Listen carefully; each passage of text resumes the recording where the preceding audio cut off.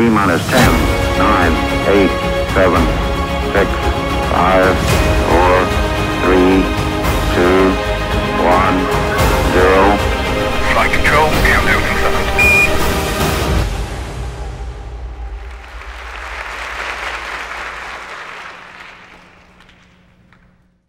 One cold winter day in Alaska, with the temperatures hovering around -30 degrees Fahrenheit, I was out on my daily run across the frozen Bering Sea.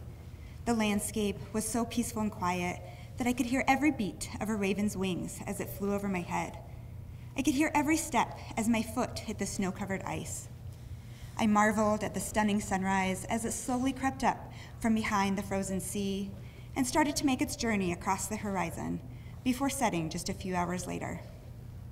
When I got back into the native Alaskan village, where I had been living and teaching for the past year and a half, it was teeming with life. Everyone was out taking advantage of the sunlight. Mothers had their babies strapped onto their back and a warm jacket put over both of them. A large group of children, bundled from head to toe, were sledding down a steep embankment out onto the ice. I spent that particularly long, cold winter pregnant in Alaska. When I found out that I was pregnant, I knew I could continue running, but could I run pregnant in -30? So I called my doctor in Anchorage, and she assured me that as long as I was adequately dressed, I would be perfectly safe. So I ran all winter and spring, pregnant in Alaska, usually in temperatures well below 0. That summer, I moved back to Colorado to have my son and be closer to family. After he was born, I continued to take him out every day in all weather for long adventures. Some of his best naps were where he was strapped onto me with a warm jacket put over both of us. When he was 2, I wanted to go back to work, so I started looking at daycare and preschool facilities. I was shocked at what little time they spent outside and the amount of sedentary activities that they did. My son was very active and thrived in an outdoor environment, so I couldn't imagine putting him indoors with very little movement for 8 or more hours a day. As I was contemplating my options, I remembered learning about the forest school movement in my master's program, where all learning is done outside. I knew that this was the type of learning environment that my son would thrive in, and after extensive research and looking at some programs, I knew that this was the type of learning environment that would be beneficial for so many children across Colorado and the nation. During my research, I found that the forest school movement was taking off all over the world due to the numerous benefits that people were finding from learning out of doors.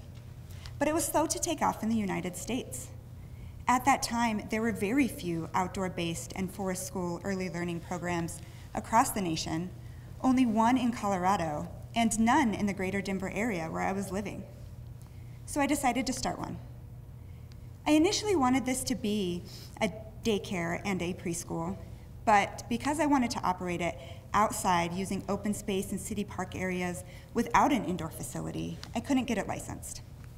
So I decided to start it as a child and caregiver class, where parents would come with their entire family once or twice a week and spend about 3 or more hours a day outside.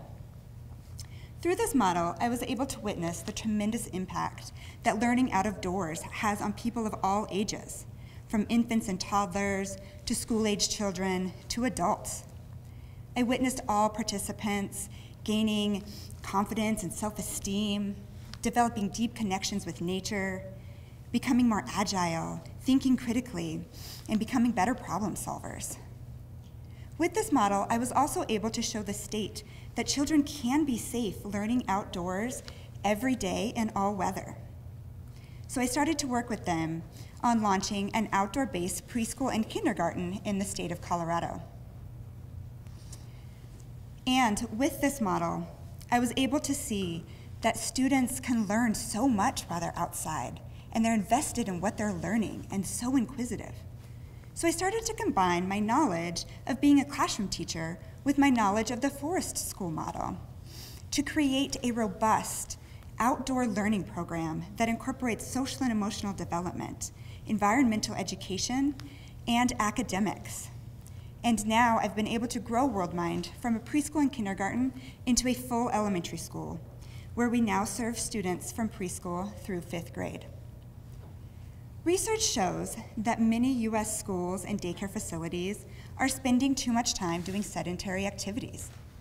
As a result, children are not achieving adequate daily levels of physical activity, which are essential for motor and social emotional development, as well as mental and physical health. The negative health effects of the shift to the indoors are numerous and continue to rise. Some of these negative health effects include the rate of childhood obesity continues to rise. The World Health Organization states that childhood obesity is one of the most serious health challenges facing the 21st century. More children are being diagnosed with ADHD. The CDC reports that this is now greater than 10%. More children are being diagnosed with nearsightedness and sensory disorders. Many children in the US are vitamin D deficient. And the CDC reports that 1 in 6 children between the ages of 2 and 8 have been diagnosed with a mental, developmental, or behavioral disorder. With the COVID pandemic and so much learning switching to being virtual, or students going back into the classroom where they have to stay at their desks 6 feet apart with very little movement, these negative health effects are bound to increase. Most US school systems are not agile and continually struggle to adapt to change. This lack of agility has become apparent during the COVID pandemic, where many schools are still struggling to find safe, effective ways of educating the diverse populations of students across our nation. Research during the COVID pandemic continues to show us that being outside is a much safer option. So why are so many schools struggling to take learning outside? Biophilia theory is the idea that we have an innate need to connect with nature. But due to the shift to the indoors, many people in our society have developed biophobia, a fear of the outdoors, and still believe common myths, like you can get sick from being out in cold, wet weather, when actually we tend to get more viruses in the colder months because we're inside more. And many cultures believe the opposite.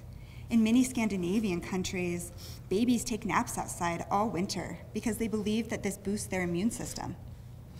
And research shows that babies take the best naps in 15 degrees Fahrenheit. In some Russian communities, school-age children participate in snowbathing, where they pour cold water over their head and go run around and roll in the snow. They also believe that this prepares them for the winter and boosts their immune system.